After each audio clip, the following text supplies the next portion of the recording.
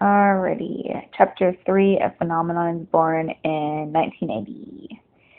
By 1980, the arcade video game market was firmly established and the games really started to take off, marked by an explosion in the number of games developed, experimentation in game design, and an advance in technology with almost every new release.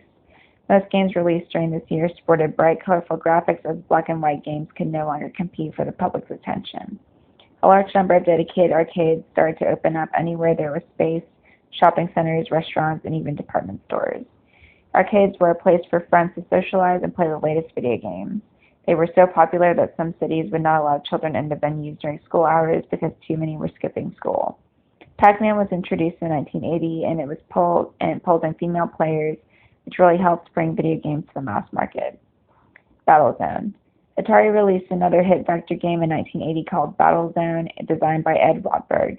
It put the player in control of a super tank. The player's goal was to shoot enemy tanks, fast-moving super tanks, and mysterious UFOs before they were hit themselves. Players had 3 tanks with which to score as many points as possible, with up to 2 bonus tanks being earned at set point intervals. The game used a vector display and featured the first truly interactive three-dimensional background. This gave it a novel look, which was enhanced by adding screen overlays with red at the top and green at the bottom of the screen.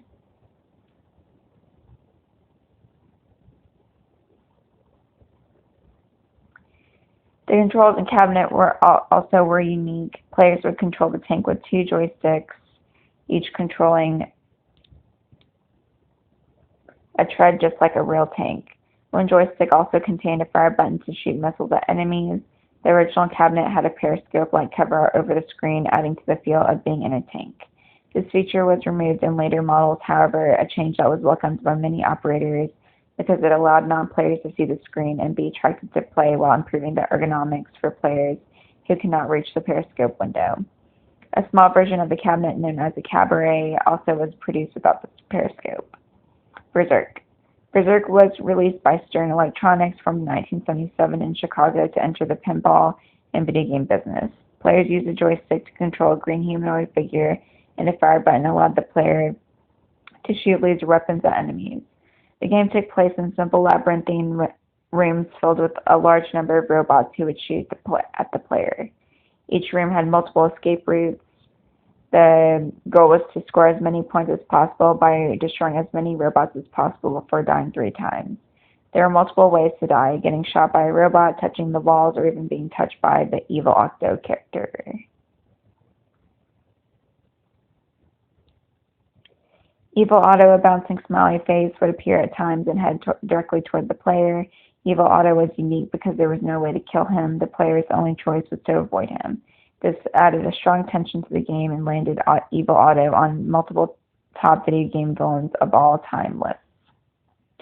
Berserk also was one of the first games to contain speech synthesis. The robots could say more than a dozen phrases, such as "the humanoid must not escape" and "coins detected in pocket."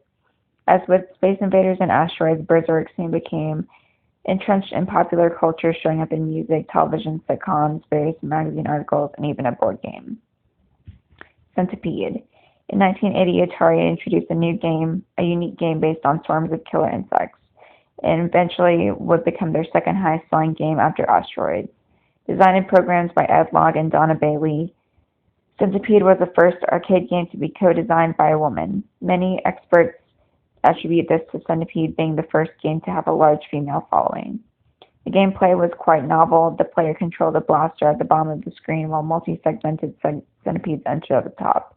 The playfield was littered with mushrooms, and when the centipede hit one or completed a row, it dropped down to one level, getting closer to the player. Controls were simple. A trackball was used to smoothly move the blaster around the bottom quarter of the screen. A fire button would allow missiles to be shot at the insects.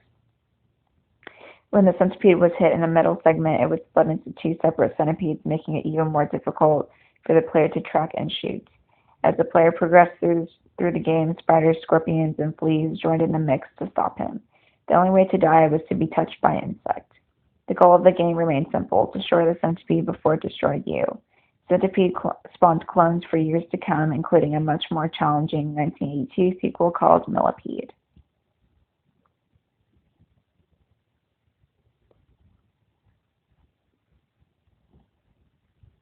Defender. Williams Electronics, known for its pinball machines, had long failed to have a hit in the video game business. It all changed in 1980 with the introduction of Defender. Designed by Eugene Jarvis with help from fellow programmers Larry DeMar, Sam Dicker, and Paul Dassault, it was Williams' first video game since 1973 and their first big hit. Defender is considered one of the crowning achievements in the golden age of arcade games for its elegant design. In this popular game, the player took control of a spaceship to try to destroy aliens attacking a planet. The player also needed to protect astronauts from being abducted by aliens. The aliens took many forms, each with a distinct personality that requires different tactics to be defeated. If the player's ship was hit 3 times, the game ended.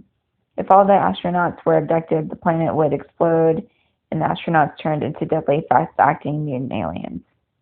The player then had to destroy all the mutants to continue the game. The control layout for Defender is one of the most complex games ever made for an arcade video game. It used a joystick for vertical movement and 5 buttons to control reverse direction, fire lasers, launch smart bombs, thrust, and hyperspace.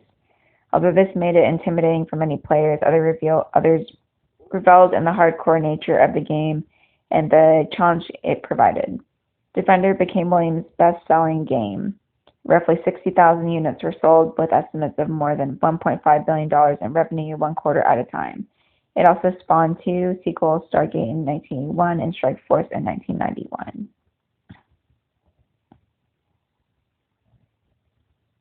Pac-Man.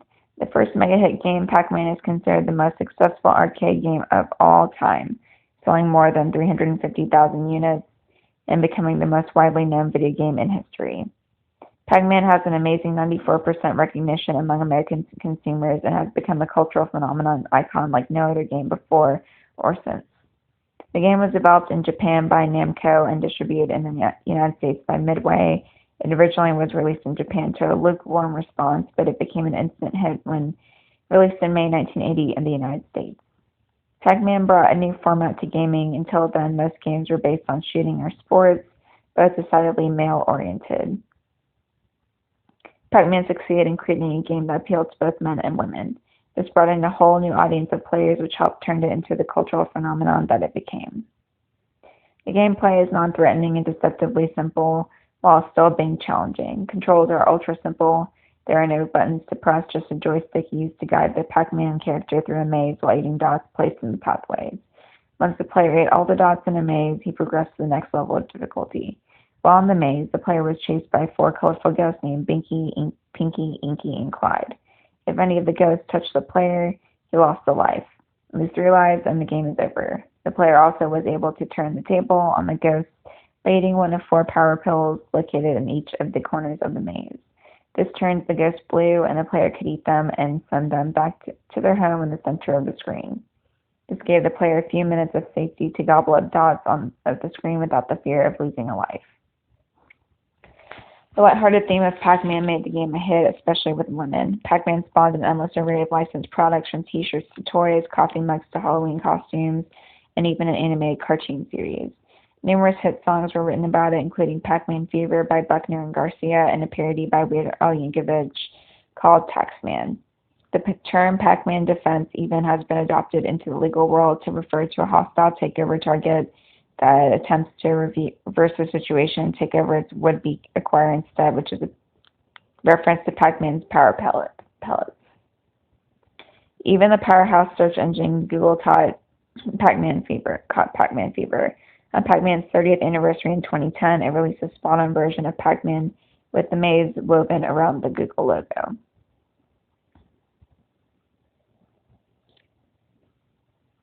Pac-Man was played by so many people it was soon mastered and found to have a glitch.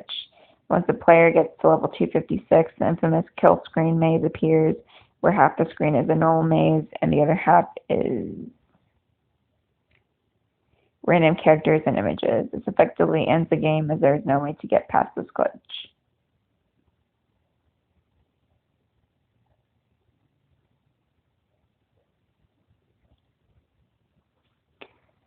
The original name for the game by Namco was Pac-Man. Midway changed it when they brought it to the United States because the company feared the P would be vandalized by scratching off a bit of the letter to spell a common swear word. Pac-Man's continued popularity spawned more than 30 sequels, including Pac-Man Plus, Super Pac-Man, Baby Pac-Man, Professor Pac-Man, and endless clones on various gaming platforms. Pac-Man will forever epitomize the premier pop culture arcade game. Rally X. Rally X was released by Namco in 1980, the same year as Pac-Man. The game was easy to play as it only had a joystick and one button. The player controlled a blue car that drove through a large maze. The car automatically moved in the direction it was facing, and the player simply used the joystick to change the direction. Because the maze was much larger than the screen, it would smoothly scroll the screen in any of the 4 directions needed. This was a first in video games at the time. The player was pursued by 3 to 8 red cars, and if any of them touched the player's car, the player would lose a life. This continued until the game was over. The player also had a button to launch a smoke screen that momentarily stopped any pursuing red car.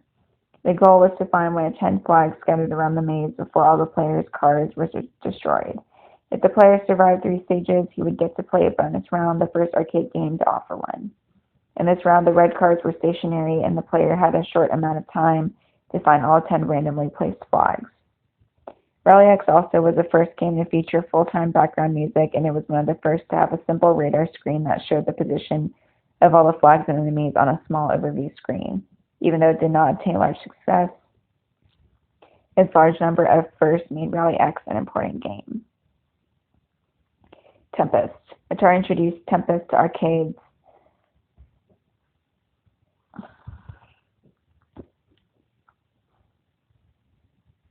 as the first multicolor vector graphic game.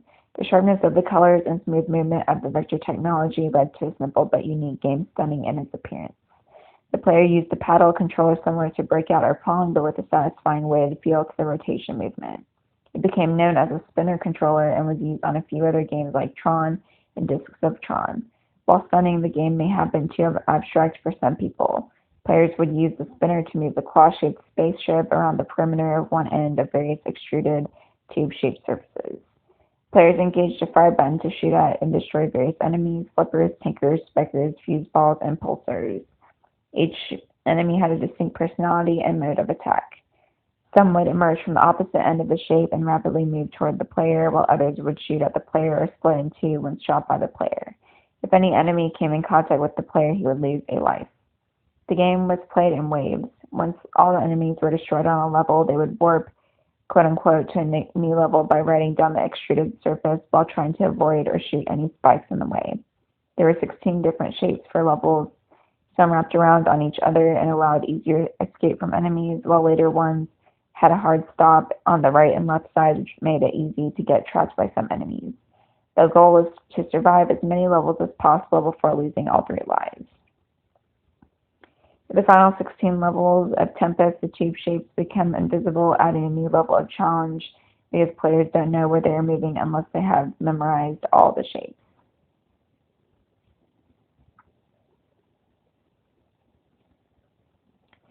Tempest was the first game to allow users to select their own starting levels. It has attracted a cult following among players over the years because of its unique and challenging gameplay and visual appeal.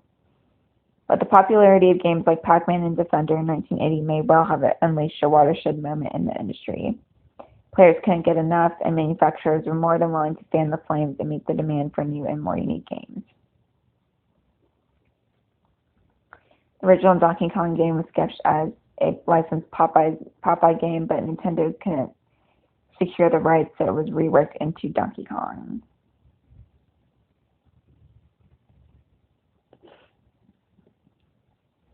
That's chapter 3.